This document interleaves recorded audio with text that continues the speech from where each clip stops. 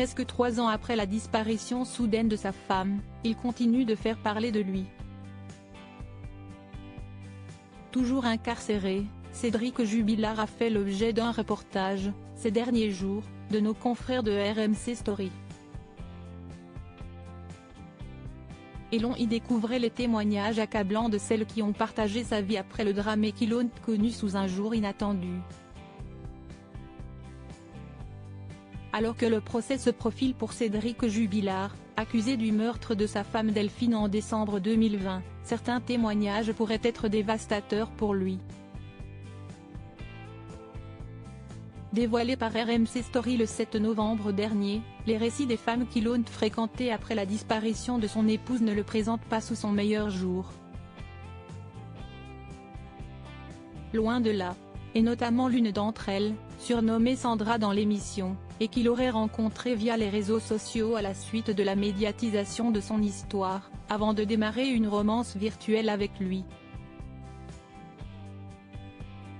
La jeune femme, remontée, ne l'épargne pas en effet et livre des détails glaçants. Il avait des femmes en ligne tous les soirs et il rigolait avec elles, a-t-elle affirmé auprès de nos confrères.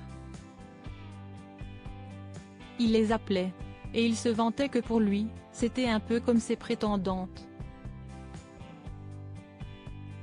C'était son harem, a-t-elle accusé.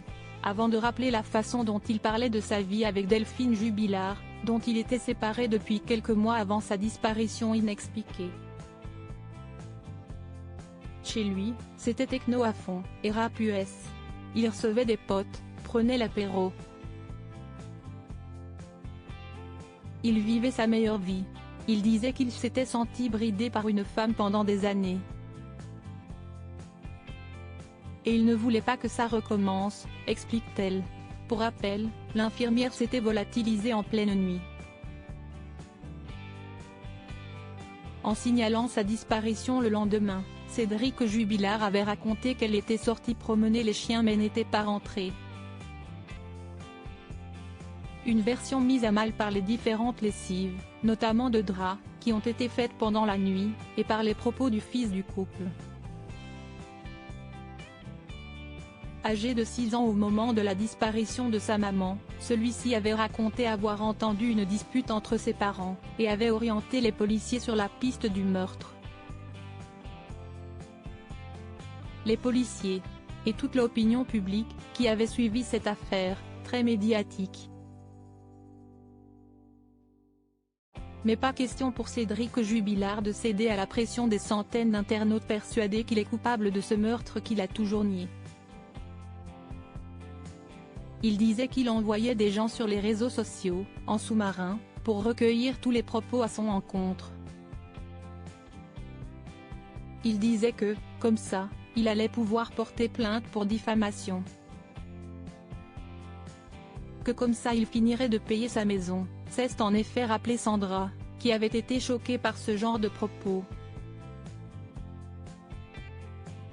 Pour lui, les gens qui parlaient étaient des jaloux. Je me suis demandé, jaloux de quoi? Tu viens de perdre ta femme, tu ne sais pas où elle est. Franchement, a-t-elle raconté dans le reportage. Pour rappel, Cédric Jubilard a également partagé sa vie avec une certaine Séverine, soupçonnée un temps de complicité de meurtre avant qu'elle ne soit entièrement blanchie. Celle-ci avait accusé son ancien amant de lui avoir avoué le meurtre de sa compagne. Pour le moment, alors que l'enquête vient seulement de se terminer, Cédric Jubilard est en attente du procès et présumé innocent.